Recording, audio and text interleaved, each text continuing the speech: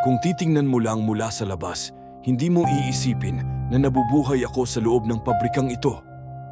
Luma na ang mga dingding, halos nababakbak na ang pintura sa sobrang tanda. Ang amoy ng langis at bakal ang nangingibabaw sa hangin. Araw-araw, ang ingay ng mga makina ang sumisigaw sa tenga ko na parang hindi pa sapat na paalala kung gaano kabigat ang trabaho ko. Isa lang ako sa mga trabahador na halos hindi mo mapapansin. Wala akong kakaibang suot, wala ring espesyal sa ginagawa ko. Routine lang. Araw-araw, papasok, nagsusumikap araw-araw, uuwi at magbibilang kung sapat ba ang kinita ko para sa upa, pagkain at perang ipadadala kay nanay sa probinsya. Dito ako nabubuhay sa pagitan ng init ng mga makina at malamig na pakikitungo ng mga boss na hindi ka kilala kahit magpakahirap ka pa. Pero hindi ko sila masisisi. Hindi rin naman ako naiiba sa iba.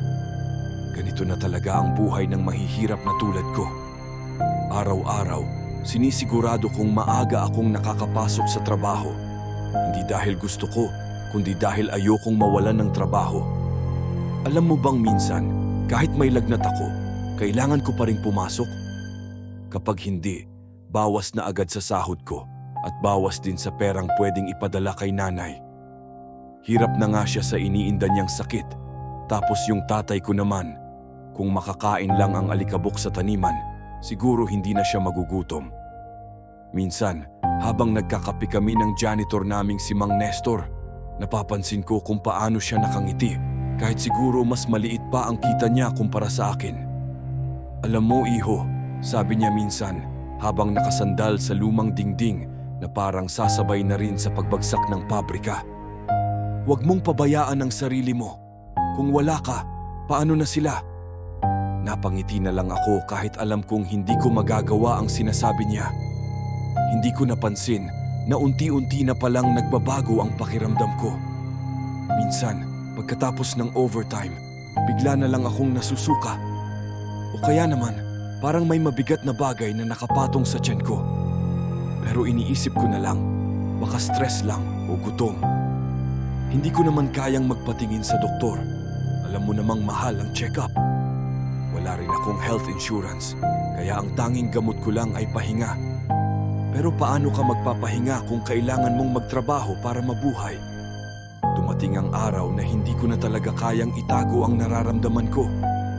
Habang nagtatrabaho ako sa linya ng makina, bigla na lang akong napaupo sa sahig dahil sa sobrang sakit ng tiyan ko. Hoy, ayos ka lang?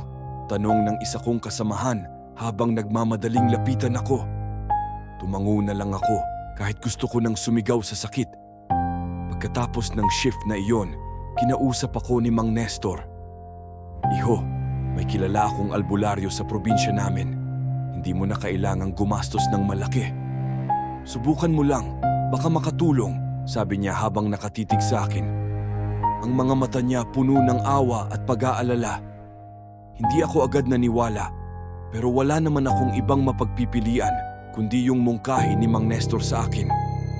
Isang desisyon na siya palang magbabago sa buhay ko sa hindi magandang paraan. Lumuwas ako mula Maynila papuntang probinsya ni Mang Nestor. Nakababa ako sa isang maliit na terminal at naglakad sa kalsadang halos wala ng katao-tao. Doon lang, diretso lang, at makikita mo ang bahay niya sa dulo ng kalsada, sabi ni Mang Nestor bago ako umalis. Pero habang naglalakad ako, parang hindi ko na makita ang sinasabi niya. Napansin ko na lang na parang palayo ng palayo ang nilalakaran ko. Nakarating ako sa isang kubo na tila inabandona na ng panahon. Amoy bulok na kahoy at lupa ang paligid, pero may liwanag mula sa loob ng kubo. Ito na siguro, bulong ko sa sarili ko. Pagpasok ko, sinalubong ako ng isang matandang lalaki. Maputla ang balat niya at parang masyadong mahigpit ang pagkakatali ng kanyang balabal. Ikaw ba ang may sakit? Tanong niya at tumango na lang ako. Walang seremonya, binigyan niya lang ako ng isang tasa ng malaitim na likido. Inumin mo yan, magiging maayos ka, sabi niya na may kakaibang ngiti sa labi. Hindi ko alam kung bakit ako nagtiwala, pero ininom ko ang likido. Pagkatapos ng ilang sandali, para akong nawalan ng ulirat. Hindi ko matandaan ang nangyari pagkatapos noon, pero nang magising ako, nasa labas na ako ng kubo at parang wala namang kakaibang nangyari. Bumalik ako ng Maynila na iniisip na baka gumaling na nga ako. Sa mga unang araw, parang normal lang ang lahat. Bumalik ako sa trabaho, kumain, natulog. Pero habang lumilipas ang panahon, napansin ko na parang may tumutubo sa loob ng tiyan ko. Sa una, akala ko taba lang, pero unti-unting lumaki ito ng sobrang bilis. Kasabay nito, may nararamdaman akong kakaiba, parang may gumagalaw sa loob. Hanggang sa isang gabi, habang nagpapahinga ako sa bahay, biglang sumakit ang tiyan ko ng sobrang tindi. Parang may puwersang gustong lumabas mula sa loob. Nagsimula akong magsuka ng itim na likido at naramdaman kong may pumipilit na lumabas mula sa tiyan ko. Isang napakalakas na sigaw ang pinakawalan ko nang tuluyang bumuka ang tiyan ko. Sa gitna ng sakit, nakita ko ang nilalang na lumabas mula sa loob ko. Ang nilalang na iyon ay kamukhang-kamukha ko. At habang ako'y tuluyan nang nanghihina at unti-unting nawawalan ng buhay, nakita ko ang siya namang paglapit sa akin ng nilalang at tuluyan na niya akong nilamon na tila sabik na sabik sa sariwang laman ng tao. Kinabukasan, tila walang nangyari. Ang dating ako ay napalitan na ng isang bagong nilalang at tuluyan ng kinuha ang aking pagkatao. Pumasok siya sa aking pinapasukan kong trabaho at nakihalubilo sa lahat na parang ako lang. Ngunit, hindi lahat ay madadaya ng mapagpanggap na nilalang na ito dahil may isang taong makakapansin sa kanya at yun ay si Mang Nestor.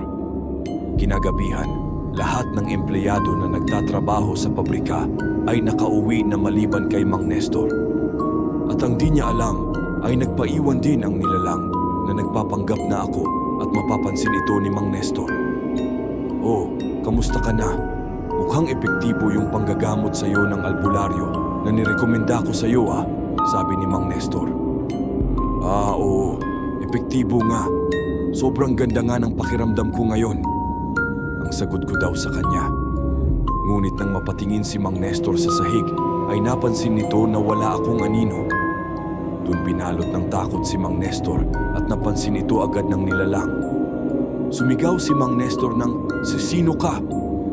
Doon ay napalitan ng malademonyong mukha ang nilalang at sinunggaban agad si Mang Nestor hanggang sa tuluyan itong mamatay. Pagkatapos ng nakagigimbal na pangyayari, ay tumingin ito sa salamin at nagpakawala ito ng isang nakakahilakbot na tawa. Tila nagbabadya na may susunod pa itong biktima, gamit naman ngayon ang katauhan ni Mang Nestor.